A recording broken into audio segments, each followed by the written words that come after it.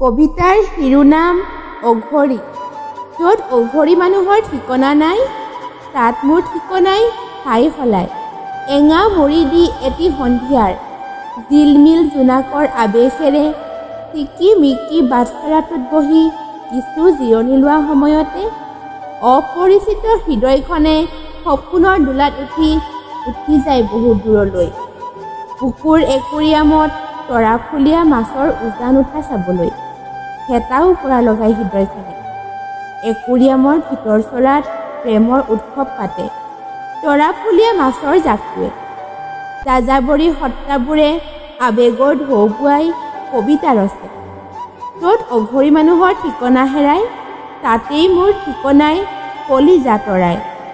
সত্ৰ অশ্ৰুৰ সাগৰত এসাগৰ নীলাৰ উন্মাদনা হ'বলৈ বুকুৰ সেউজীয়াবিলাকৰ আৰে আৰে কলিজাখনে বৈৰাগী ৰদ এৰি ৰঙীন সপোনবোৰৰ স্নেহালয় সাজে।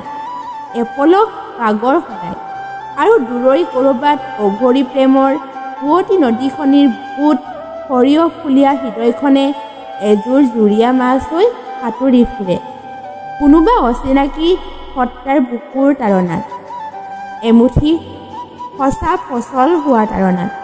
য'ত অঘৰী মানুহৰ ঠিকনা হেৰাই, তাতেই মোৰ ঠিকনাই বাট সলায়।